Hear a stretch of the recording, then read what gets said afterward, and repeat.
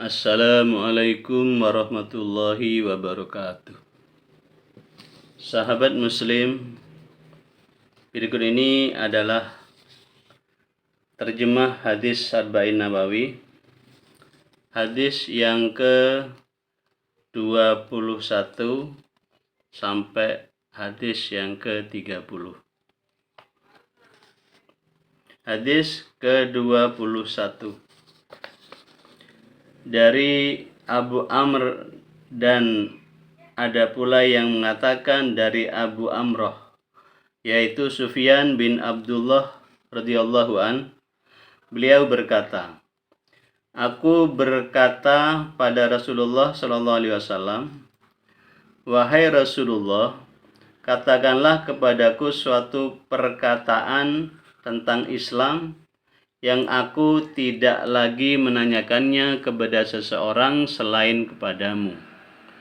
Maka bersabdalah beliau, katakanlah, aku percaya kepada Allah, kemudian beristiqomahlah kamu, atau konsisten. Hadis ini diriwayatkan oleh Imam Muslim. Berikutnya hadis yang ke-22 dari Abu Abdullah, yaitu Jabir bin Abdullah Al-Ansari radhiyallahu an. Beliau berkata, sesungguhnya ada seorang lelaki bertanya kepada Rasulullah sallallahu alaihi wasallam, bagaimana pendapatmu bila aku melakukan sholat fardu dan berpuasa Ramadan serta menghalalkan yang halal dan mengharamkan yang haram, dan aku tidak menambah selain itu sedikit pun, apakah aku akan masuk surga? Nabi SAW menjawab, iya. Maksud aku mengharamkan yang haram adalah aku menjauhinya, sedang maksud menghalalkan yang halal adalah aku mengerjakannya dengan keyakinan dan kehalalannya. Hadis ini diriwayatkan oleh Imam Muslim.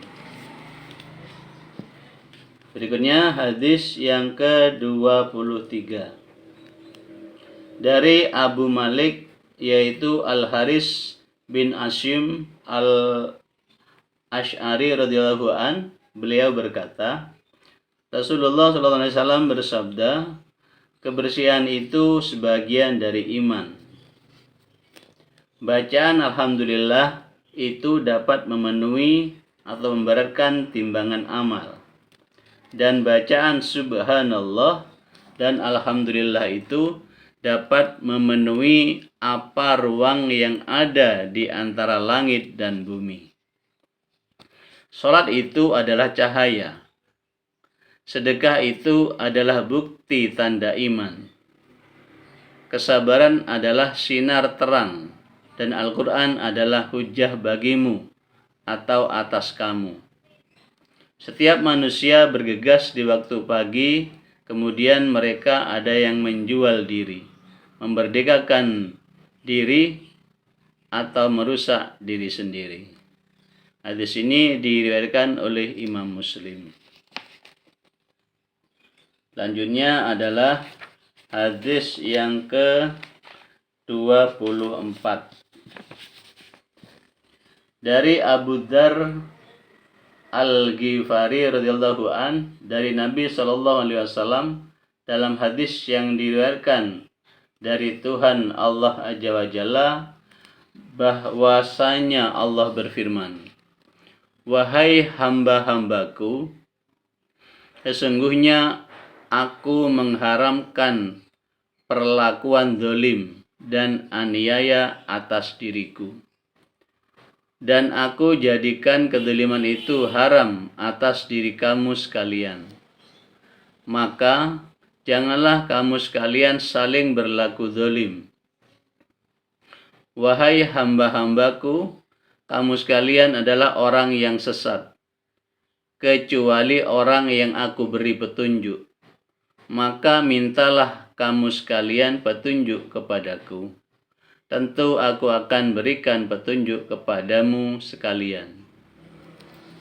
Wahai hamba-hambaku, kamu sekalian adalah orang yang lapar, kecuali orang yang aku beri makan. Maka mintalah makan kepadaku. Tentu aku akan memberi makan kepadamu. Wahai hamba-hambaku, kamu sekalian adalah orang-orang yang telanjang, kecuali orang yang aku beri pakaian. Maka mohonlah pakaian kepadaku. Tentu aku akan berikan pakaian kepadamu. Wahai hamba-hambaku, kamu sekalian adalah orang yang berbuat dosa di malam dan siang hari. Maka mohonlah ampunan kepadaku. Tentu aku akan mengampuni semua dosa itu. Wahai hamba-hambaku, sesungguhnya kamu tidak akan dapat membahayakan aku atau mencelakakan aku, sehingga andai kamu mampu mencelakakanku, kamu sekalian juga tak akan mampu memberi manfaat kepadaku, sehingga andai kamu mampu memberi manfaat kepadaku. Wahai hamba-hambaku, andai kata semua orang-orang paling awal hingga orang-orang paling akhir dari kamu sekalian, semua golongan manusia dan jin dari kamu sekalian, semua bertakwa seperti hati laki-laki yang paling takwa, maka hal itu tidak akan berpengaruh atau menambah apapun bagi kerajaanku atau keagunganku. Wahai hamba-hambaku, andai kata semua orang-orang paling awal hingga orang-orang paling akhir dari kamu sekalian, dan juga semua golongan manusia dan jin dari kamu sekalian berhati jahat seperti hati laki-laki yang paling jahat, maka hal itu tidak akan mengurangi sedikit pun terhadap kerajaan atau keagunganku. Wahai hamba-hambaku, andai kata semua orang-orang paling awal hingga orang-orang yang paling akhir dari kamu sekalian, dan juga semua golongan manusia dan jin dari kamu sekalian berdiri di suatu tempat yang tinggi di atas bukit, lalu setiap orang meminta kepadaku dan setiap orang kuberi menurut permintaannya, maka hal itu tak akan mengurangi apa yang ada padaku, kecuali hanya bagaikan sebatang jarum mengurangi air bila dimasukkan ke dalam lautan. Wahai hamba-hambaku, sesungguhnya semua itu adalah amal perbuatanmu sendiri. Aku menghitungnya untukmu, kemudian aku membalasnya. Maka barang siapa memperoleh kebaikan, maka memujilah kepada Allah. Dan barang siapa memperoleh selain itu, maka janganlah mencaci atau menyesal, kecuali terhadap dirinya sendiri. Hadis ini diriwayatkan oleh Imam Muslim. Selanjutnya hadis yang ke-25.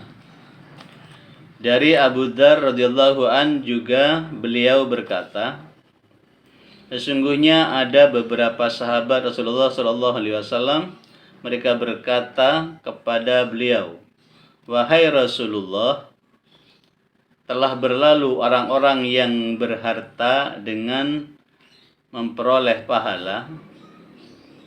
Saya ulangi lagi. Wahai Rasulullah, telah berlalu orang-orang yang berharta dengan memperoleh pahala. Mereka sholat sebagaimana kami sholat. Mereka puasa sebagaimana kami berpuasa. Dan mereka bersedekah dengan kelebihan harta bendanya. Rasulullah SAW bersabda, bukanlah Allah telah menjadikan sesuatu yang dapat kamu sedekahkan. Sesungguhnya dengan membaca tasbih adalah sedekah. Setiap takbir adalah sedekah. Setiap tahmid adalah sedekah. Setiap tahlil adalah sedekah.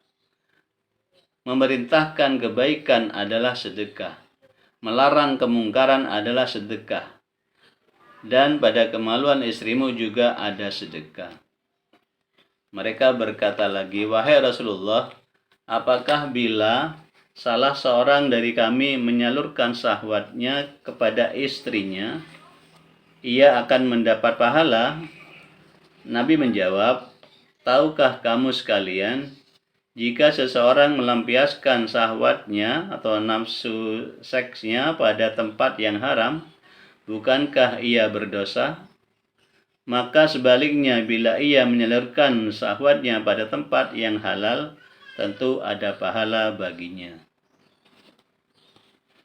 Selanjutnya adalah hadis yang ke-26. Dari Abu Hurairah radhiyallahu an, beliau berkata, Rasulullah shallallahu alaihi wasallam bersabda, setiap ruas anggota badan manusia ada sedekahnya, yaitu setiap hari sejak terbitnya matahari, kamu berlaku adil antara dua orang yang berselisih adalah sedekah.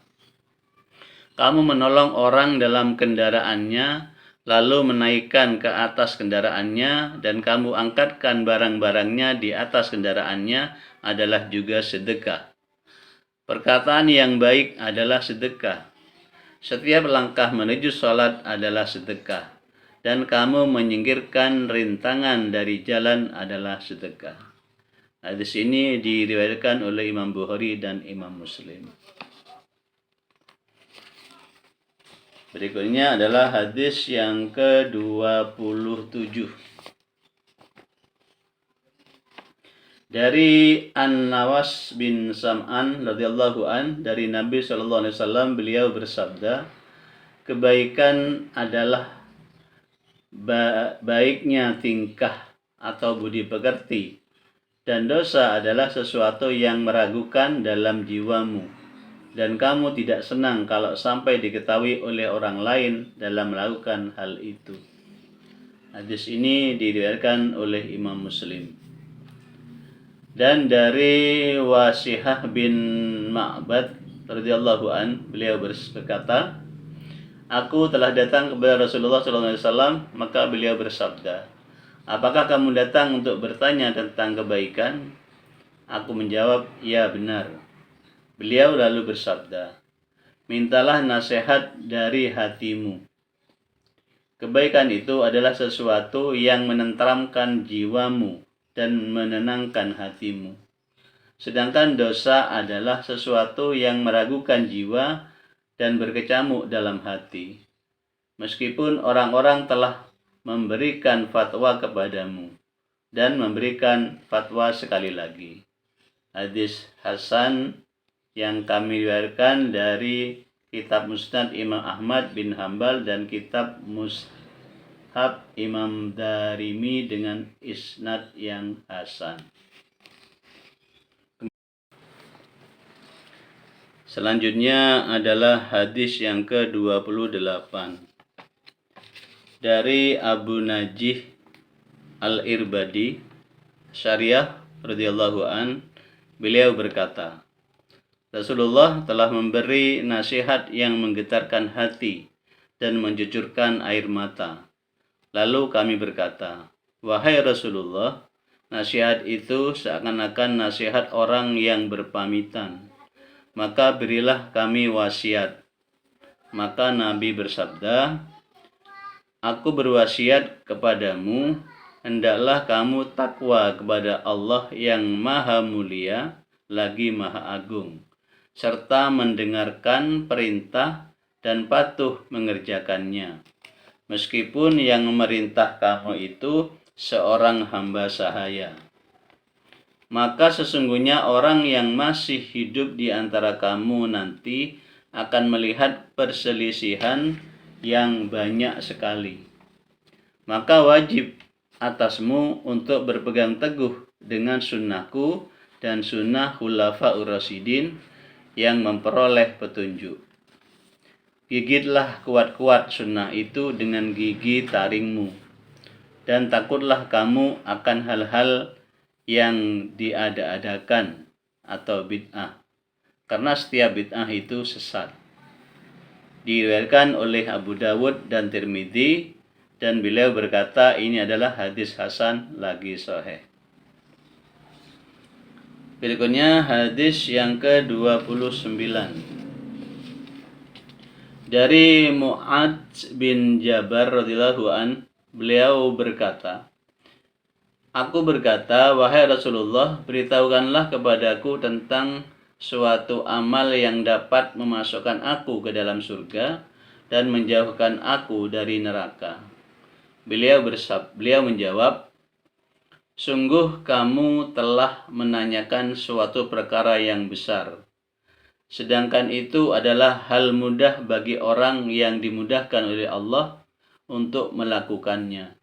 Yaitu hendaklah kamu menyembah Allah dan jangan menyekutukan sesuatu dengannya.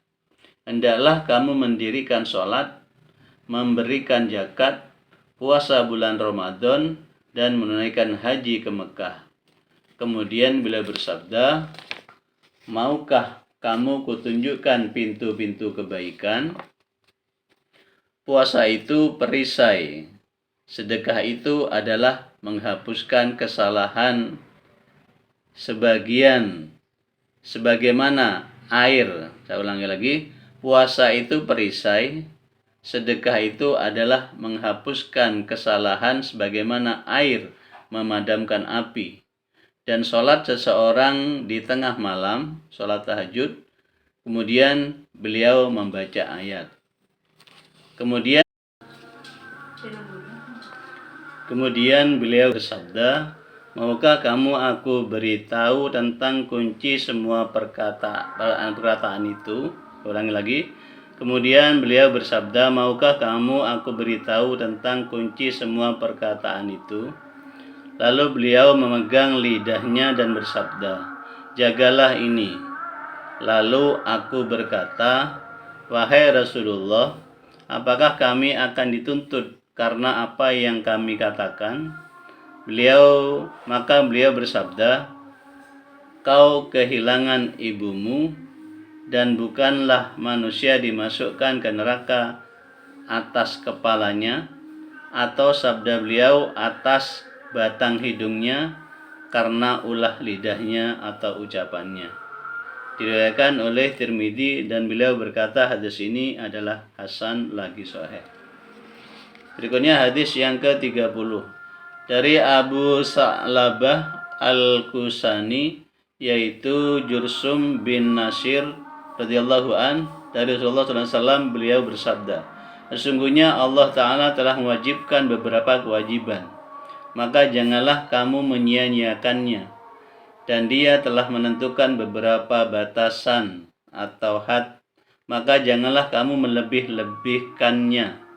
Dan dia telah mengharamkan beberapa hal, janganlah kamu melanggarnya. Dan dia telah mendiamkan beberapa hal sebagaimana rahmat bagimu, bukan karena lupa, maka janganlah kamu membahasnya atau mencari-cari.